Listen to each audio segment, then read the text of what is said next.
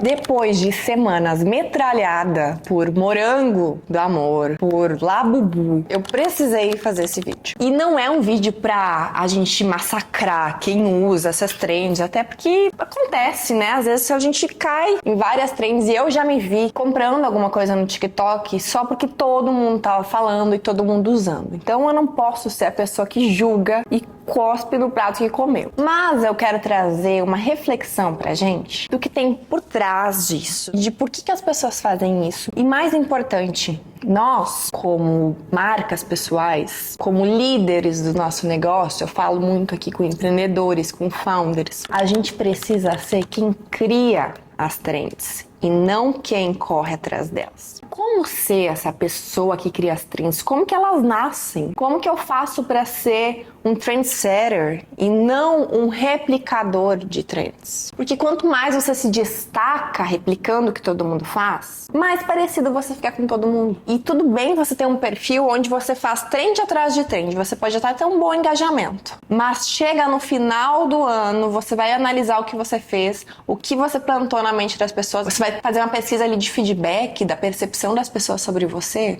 é uma salada de fruta. Então, não é esse o caminho. A gente querer participar de tanta trend, a gente sentir essa vontade, é uma forma de pertencimento. Mas talvez, só talvez, o preço desse pertencimento seja a sua identidade. E esse vídeo não vai te convencer a largar todas as tendências, mas vai te mostrar como criá-las. E o que tem por trás de quem cria elas, dos grandes nomes que desenvolveram tendências. Isso das tendências não é de hoje, tá? Eu lembro quando eu era criança, quando a gente é jovem, a gente é muito impactado por tendência, porque realmente a gente ainda não tem muita noção da nossa identidade. Mas eu lembro do tênis da Sandy, eu lembro do sapato, do tamanco da tiazinha. Gente, isso é uma lembrança, tem tantas camadas nisso. Que ganhava uma máscara, assim, tinha a música da tiazinha. Aquilo lá foi uma febre. E a gente viu recentemente essas trends voltando. O Labubu, gente, aquilo lá é horrível. Eu não consigo achar esse boneco bonito. Mas ele é tão insistente que se você não tiver convicção de que aquilo é muito feio e se você não tiver convicção da sua personalidade, com o tempo você começa a achar bonito. É tipo música ruim. Sabe aquela música que você escuta, nossa, que música ruim, e começa a ficar boa porque fica chiclete de tanto você ver? A gente vai falar sobre esse efeito, mas é geralmente isso que acontece. E teve o Morango do Amor também, que graças a Deus eu sou pró-empreendedor, então eu fico muito feliz pelas confeiteiras, mas que doce mais nada a ver. É muito doce, não é tão incrível. Eu não acho que ele merecia o palco que ele ganhou. Não sei se você provou. Eu nem cheguei a provar, tá? Eu preciso provar pra trazer minha opinião. Mas eu não gosto de maçã do amor, então eu acho que eu não vou achar aquela calda vermelha muito gostosa. Mas por que esse negócio virou tanta febre? Por que outro doce, tantas confeiteiras criam doces diferentes o tempo inteiro? Por que esse doce em específico virou essa febre? Você consegue me explicar? Você sabe? Você já parou pra pensar? Como um simples doce vira até um símbolo de status, né? De pertencimento, um doce. Ai, mas é só uma trend, mas tem muita coisa por trás e a gente precisa falar sobre isso. Em primeiro, o que a neurociência e o marketing falam sobre isso? Só pra te deixar ali um pouquinho mais inteligente, toda vez que você vê uma nova trend, porque vão existir muitas próximas, você já sabe o mecanismo que tá por trás disso. O nosso cérebro, ele é programado como base, pobre, rico, todo mundo, pra buscar segurança social. Segundo uns estudos do Dr. Matthew, da UCLA, a exclusão social, você não tá participando de alguma coisa, ela ativa o mesmo lugar da dor física. Isso significa que quando a gente se sente excluído, a gente sente dor, nosso cérebro interpreta aquilo como uma ameaça à nossa sobrevivência. Por isso, seguir um grupo, estar em uma comunidade, você sentir que você está pertencendo a algo, é muito além de só pertencer. É uma proteção que a gente tem. É inconsciente, tá? É automático. Você não fica sentindo isso. Mas isso é estrategicamente usado no marketing. E tem um nome para isso, que é a engenharia do desejo coletivo. E essa engenharia, ela se baseia em 3 gatilhos profundos, que se você trabalha nessa área, se você tem uma empresa, se você tem uma marca pessoal, você precisa entender muito bem sobre esses 3 gatilhos. Um que é a prova social. Se todo mundo tá usando, se todo mundo tá fazendo, é porque é bom. A prova social é essencial para vender e gerar desejo. O segundo ponto é o status, Quem tá usando isso sabe, quem tá usando isso é melhor. Então você quer ter para sinalizar isso também, é o que acontece ali com as logos, com as marcas de luxo. E o outro é a escassez emocional. Se eu não tenho isso, eu tô ficando para trás. Até uma certa FOMO, que é o Fear of Missing Out, que é o medo de você estar se sentindo de fora. Se eu não tenho isso, eu vou ficar para trás. O que eu tô perdendo? Se todo mundo tem, eu não tenho, o que eu tô perdendo? Essa combinação dispara gatilhos de valores simbólicos reforçados por influenciadores. O resultado é que um objeto, ele vira muito mais do que um objeto. Ele se transforma em um símbolo. E os símbolos, eles movem as pessoas. Eles movem o desejo, eles movem o consumo. E muitas vezes a gente se pergunta, você gosta mesmo disso? Tem como você gostar de um Labubu? Não tem esse bicho aqui pra mostrar. E aí você olha para aquele negócio e fala, eu não consigo entender como é que as pessoas gostam. E a pergunta aqui não é o que você gosta, se você gosta ou não gosta, mas é por que você gosta.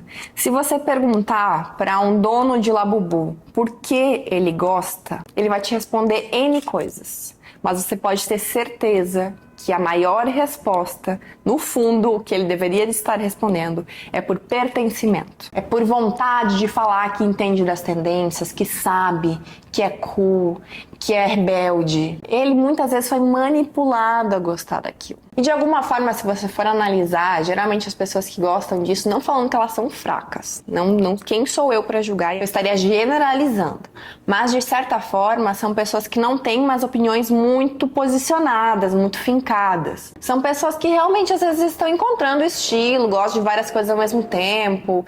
São, ai, tudo é bom, tudo tá ótimo. Então, realmente são pessoas que não têm uma personalidade muito bem analisada, assim, eu sei que eu sou isso, que eu gosto disso, esse é meu estilo, se eu gosto, se eu não gosto. Só que esse medo de não estar atualizado é um grande problema, porque sempre vai ter algo novo para você se atualizar e você vira um grande Frankenstein de tendências. Isso acontece muito na moda, né? Tem várias aesthetic, agora é a clean girl, agora é a fubanga, e aí você vira realmente uma tech pix, né? Com vários estilos, fazendo um monte de coisa ao mesmo tempo que ninguém te reconhece por nada. Eu acho tão incrível quando eu vejo criadores de conteúdo, vou colocar aqui alguns na tela que eu admiro, que tem um estilo próprio. Que você vê, né, que a pessoa é maximalista mesmo. E se a tendência for maximalista, a peça for maximalista, ela compra. Se não for, ela não vai comprar. Porque ela tem esse jeito na personalidade dela. E ela identifica isso e ela é fiel a isso. Não que você não possa mudar, você pode. Mas se você é uma pessoa divertida, engraçada, colorida, é muito difícil que você mude drasticamente na sua vida. Você pode incrementar, evoluir, mas você precisa encontrar a sua essência.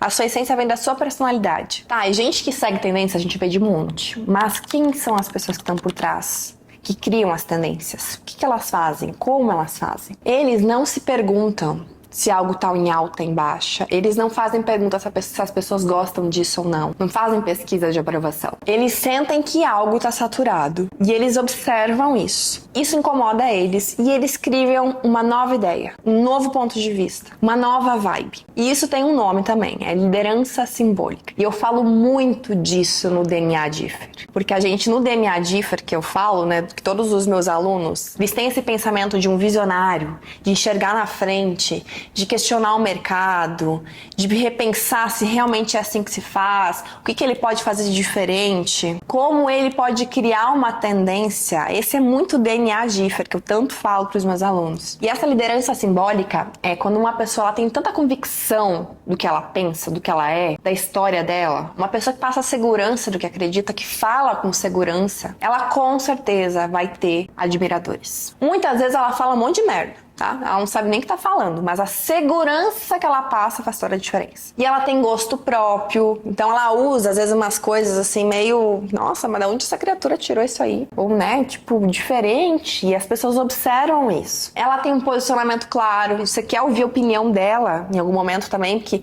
tem tal pauta, o que essa pessoa pensa? Porque eu sei que ela tem uma opinião muito boa, ela tem uma opinião muito dela, eu quero saber o que ela pensa. E ela não tá tentando ser amada por todas. Isso é incrível, porque ela sabe que ela não vai ser amada por todos. E isso faz com que as pessoas gostem ainda mais dela. Na prática, o que essas pessoas que criam tendências, que são os líderes de mercado, eles fazem? Eles fazem uma escolha estética em comum, Então, tanto no visual quanto no universo deles, eles repetem esse universo. Eles pegam uma crítica, um incômodo e focam nisso, trazem uma nova proposta, falam sobre isso, expõem uma nova visão. Eles trazem simbologia forte em tudo que eles fazem. Seja numa marca pessoal, num produto, numa ideia.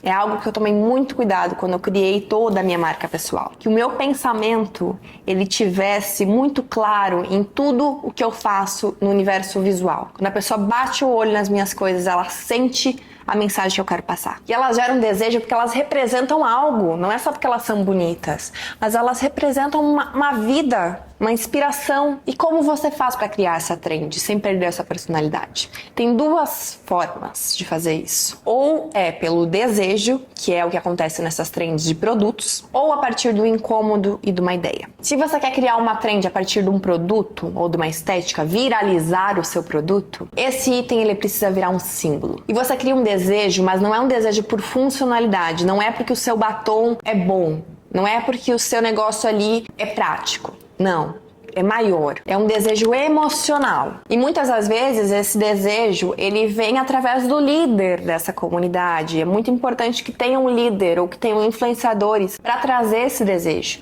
para que aquele objeto seja usado naquela tribo e isso desperte o desejo. Casos reais para vocês entenderem. A Hailey Bieber, ela criou uma case para colocar o batom dela, né? Então o que ela pegou? Ela pegou uma situação real que é toda a tribo dela é extremamente instagramável. Então ela para no espelho e faz foto no espelho. Então ela criou uma case onde a pessoa enfia o batom ali, coloca, deixa ali o batom pro dia inteiro e ainda fotografa. Então postar essa foto, ter essa case, virou um símbolo de pertencimento àquela comunidade. Toda a garota cool tinha isso. Então gerou um buzz gigantesco em cima disso. O Sol de Janeiro também é um produto que viralizou no TikTok, que é um body splash, né, com essa vibe brasileira. Então antigamente um body splash da Victoria's Secret. O Sol de Janeiro meio que trouxe uma repaginada para isso. Tanto embalagem, gera desejo, cheiro. Aí eles linkam o cheiro com o sentimento, com esse jeito brasileiro. O estilo das pessoas que começaram a falar sobre esse produto gerou ali uma estética e um desejo por ele e esgotou esse produto. A Ref Beauty também, ela fez... Essa menina é muito boa em questão de criação de comunidade e líder de movimento, mas ela teve um gel de sobrancelha que viralizou, inclusive eu quis comprar. Ela tinha muito esse apelo pela estética clean girl. E pra você ser essa clean girl, você precisava ter essa sobrancelha pra cima. Então ela criou um produto pra essa solução aí, que era ter essa sobrancelha, e começou a bater em cima desse estilo de vida, né? Que a menina que é desse jeito, ela usa esse produto. E isso acabou gerando muito desejo. A Carmed também faz isso, a Lívia faz muito isso de colocar a Carmed como um negócio cool.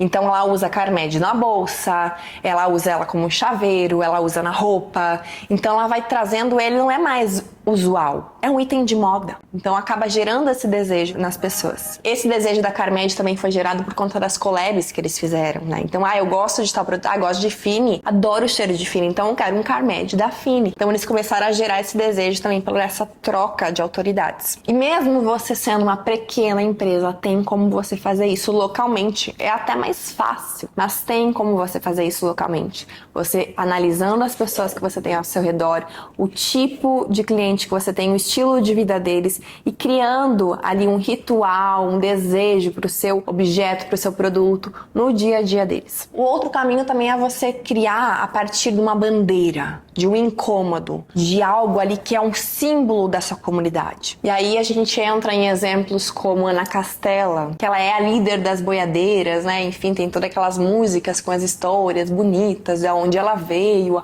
a honra aos pais. Então isso gerou uma grande comunidade. O que é um grande símbolo dela, por exemplo, é o chapéu. Todas as meninas dentro do show dela, na plateia, estão com aquele chapéu. Ela sempre tá com um chapéu diferente. Então aquilo virou um símbolo da comunidade dela. Se ela quisesse abrir uma loja de chapéu, ela ia vender pra caramba. Porque isso é o símbolo de um movimento, o movimento das boiadeiras. Você também consegue fazer isso na sua criação de conteúdo. Teve uma menina que viralizou com o look de rica. É Bianca o nome dela, se eu não me engano. E ela começou a trazer isso, desse desejo das mulheres que queriam se parecer ricas. E ela começava look de rica e mostrava lá o look dela, enfim, como era, e gerava um grande desejo. Então virou uma trend, porque muita gente começou a falar do look de rica, começou a virar uma expressão que todo mundo queria usar. usar e todo mundo queria se vestir nesse jeito. Ela virou a líder dessa comunidade, de nos ensine como eu posso me vestir como uma mulher rica. E ela poderia, a partir disso, também criar, ela acho que inclusive já tem agora, uma marca dela, né, que tem essa pegada de produtos baratos, mas com uma aparência de rica. E aí a gente tem vários exemplos de grandes cases também, tipo Dove, que traz muito essa coisa da beleza natural, que bate em cima de um movimento. Então são marcas que usam de pautas, usam ali de significados reais para crescer e viralizar os seus produtos. Então agora, se você tem esse DNA differ também, quer ser um criador de tendências e não um replicador de tendências e usar isso em prol do crescimento da sua marca, tanto marca pessoal quanto o seu CNPJ, vou te trazer aqui 3 atitudes fundamentais. Primeiro, você tem que olhar para o seu meio com um senso crítico. O que já saturou? O que ninguém aguenta mais? O que as pessoas estão falando nas entrelinhas? O que elas estão comentando? O que está sendo feito igual demais? Que ali, onde tem esse excesso, vai ter uma curva de saturar, né? Existe a curva de tendências, que é bem interessante também, vou colocar aqui pra vocês, não vamos aprofundar nisso hoje. Mas sempre quando uma tendência chega na massa ou muita gente tá usando, ela termina ali. E quando a tendência chega aqui, geralmente existe um paradoxo, um outro ponto. É que nem a gente tá usando muito celular. É normal que vai chegar um momento onde as pessoas vão querer ficar offline. Elas vão parar de falar do celular. Elas vão querer elas querem contato físico. A gente teve essa curva pós-pandemia, onde estava muito online, depois a gente quis ficar offline e vai voltando. Elas voltando para online, ficando híbrido, enfim. Mas existe isso. Então, quando você percebe que uma tendência tá no final ou que as pessoas estão reclamando muito de alguma coisa, ali tem uma oportunidade. É assim que nasceu, por exemplo, o meu movimento diferente dos iguais. Eu observei que as pessoas estavam saturadas de coisas iguais na internet. Aquilo era uma coisa que pra mim vibrava no meu coração e eu falei, esse é um movimento de marca. Bora defender essa causa. Então, ali pode estar escondido uma possibilidade de movimento e possibilidade de nova tendência. Segundo ponto importantíssimo, tenha coragem de discordar. Toda trend nova começa quando alguém questionou a velha. Quem é o inovador? Quem vai sem medo? Quem testa? Quem cria sem apoio é o cara que vai se destacar, sabe? É tão difícil quando você quer... quando você tá fazendo uma dieta também, por exemplo, tô fazendo uma dieta, você fala pra sua família, não vou beber no final de semana. Aí você chega lá, todo mundo falando, você vai beber, você não vai beber. Não, imagina, você tem certeza, você não vai beber. Todo mundo no início, quando você tá tentando algo novo, te coloca pra baixo. Assim não vai dar certo, esse negócio não vai dar certo. Tá doido isso aí, de onde você tirou isso dessa cabeça? Aí você insiste, você peita o negócio, dá o quê? 1 ano, 2 anos ali, seu negócio tá dando certo, fala, cara, você é muito bom, né? O que você tá fazendo? Como é que você emagreceu assim? Como é que você chegou lá? Que incrível a empresa que você criou, que demais o seu Instagram. E aí? É só pros corajosos, é pra quem peita e fala, eu vou fazer, mesmo todo mundo falando que eu sou louca, eu vou fazer. Quem cria tendências tem essa personalidade. Quem cria negócios incríveis tem essa personalidade também, que é a base de um DNA differ. Não ter medo, você tem autoconfiança, você fala, eu vou fazer, viver pela minha autenticidade, vou fazer o que eu acredito, eu vou peitar essas minhas ideias malucas, isso aqui, se não der certo, dane-se, mas eu vou fazer isso aqui acontecer. E o terceiro ponto é, construa isso com consistência, não adianta também você ficar mudando de ideia toda hora. Tem que ter uma consistência tanto simbólica quanto da sua narrativa. Se você fala um negócio, por exemplo, eu falo do movimento diferente dos iguais, eu falo de diferenciação, eu falo disso há anos, é isso. Eu não fico mudando minha pauta o tempo inteiro, é esse o movimento de marca, então você precisa ser consistente nos seus símbolos, eu tô sempre com os mesmos símbolos, eu não troco de símbolo toda semana, então isso é importantíssimo, que você seja consistente. Quem lidera uma trend tem intenção, tem causa, tem coragem e, acima de tudo, banca seu gosto. Eu gosto disso aqui, desse jeito, eu gosto de usar metal, eu gosto. Se você não gosta, não tem problema, não vou me sentir ofendida. A autenticidade não tá no que você escolhe, tá no porquê que você escolheu aquilo. Então, se você quer criar uma marca, quer deixar um legado, quer realmente gerar valor em cima do que você cria, você precisa reaprender a escutar o seu próprio gosto. Porque o verdadeiro poder não tá em seguir, ele tá em criar. Então, se você aí quer ter esse DNA differ que eu tanto falo, você precisa ser uma pessoa visionária. Você precisa ser alguém que respeita o que gosta, que pesquisa o que gosta, porque isso não é automático. Se você tem dificuldade em saber o que você gosta, quando você chega no seu armário e você não sabe o que escolher, quando você vê ali duas opções e você é muito indeciso, é porque falta você investir um tempo em autoconhecimento, em entender os seus valores, o que é certo e errado pra você, o que é bonito e feio pra você, ou até mesmo melhorar ali. Eu, por exemplo, sou uma pessoa que semanalmente eu tô lá no Pinterest, pesquisando novas referências, olhando o que eu gosto e o que eu não gosto, fazendo minha pasta de moda, de estilo da minha casa, nana. Sempre tô lá, buscando, porque essas referências, elas não vêm do nada, você precisa buscar. Saber o que você gosta e o que você não gosta é essencial, é isso que vai trazer a verdadeira diferenciação. Tanto no seu trabalho, você sair do óbvio, do que, o que o médico faz? O médico opera, mas de que jeito, de que forma? Quanto no seu gosto, o que você gosta, como que você se veste, que lugares que você gosta de ir. Tudo isso vai fazer com que você seja uma pessoa com esse DNA differ e uma pessoa visionária, que é capaz de criar suas próprias tendências, porque a gente foi criado para criar. A gente não foi criado para ficar o dia inteiro rolando o feed, vendo um monte de opinião e achando tudo legal. A gente foi criado para criar as nossas tendências. Criar a partir do que você é e não só do que o feed ou do que o algoritmo espera. Então eu espero que esse vídeo tenha te ajudado, que você tenha também esse desejo de ter esse DNA dessas pessoas visionárias, das pessoas que realmente criam tendências e não só seguem tendências. Comenta aqui embaixo se você se identifica com isso, se esse vídeo de alguma forma te ajudou. E também o que você acha dessas tendências. Me ajuda a entender por que essas pessoas gostam de Labubu. Por que você acha que o morango do amor foi um viral? Vamos conversar e entender juntos também um pouco mais sobre o nosso comportamento e como a gente pode se tornar ser humanos, empresários, founders melhores.